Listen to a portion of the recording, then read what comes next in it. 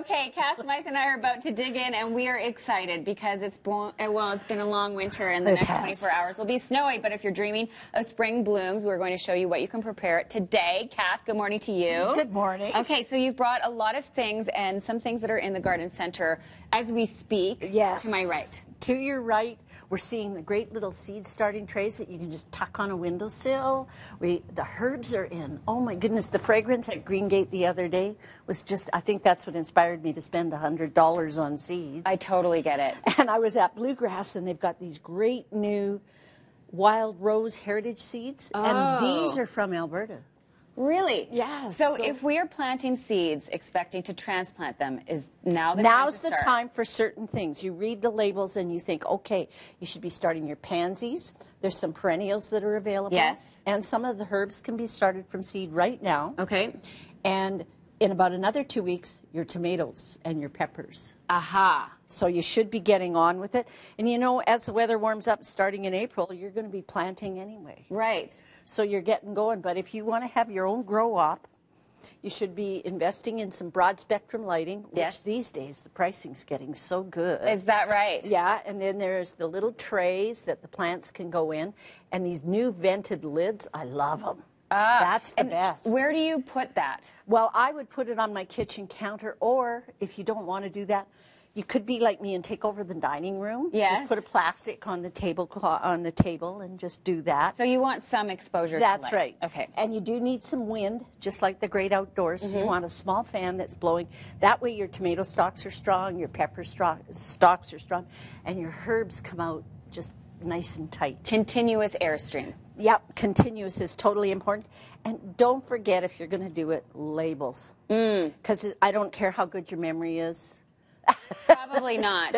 So it'll be easier to identify. That's right. Okay, now if you've kept seeds from last year, if you're really diligent, how do we Well, see one if of the they're things viable? I do is I gather the seed up and I'll put a little bit on a wet paper towel. Yes. And I'll leave them for about 5 or 6 days. And I used, because of the TV aspect of things, I used my orange seeds. So we can see. See that they've sprouted? See, there's a little tip coming up. Yeah. And they're just perfect, and they're coming up, and that shows me that the seed is viable. And that's been 5 days.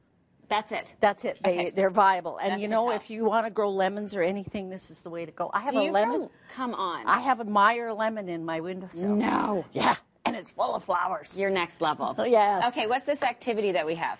Well, what it is I needed a geranium out of the basement, and I was looking to see what was healthy, and I went, oh, cool, because this is the time of year when you want to take cuttings. Okay, and how do we do this? Well, what I want is a nice little pair of snips, and I want to get where a leaf joins a stem. And see how this is, it looks ugly, but what you want to do is take the cutting and see where the leaves join the stem. Yes.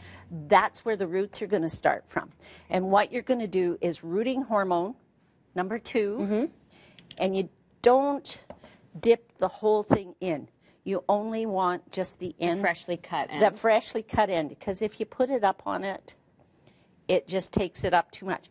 And then I have here these things called Jiffy pellets. Ah. And you just wet them and they expand.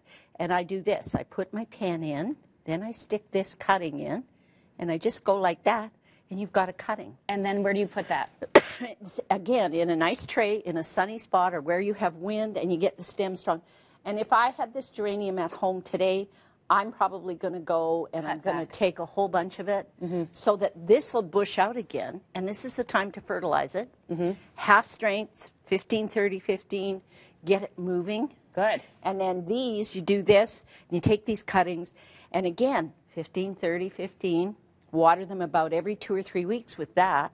And a dry plant doesn't take fertilizer up, so always remember to water them. Okay, terrific. All right. It might just feel like spring in your dining room or wherever you choose to place your seeds and plants. Thank you, Kath. You're welcome. Always great to take notes on Kath, and I'm now aspiring to grow a lemon tree, so thank you for that inspiration.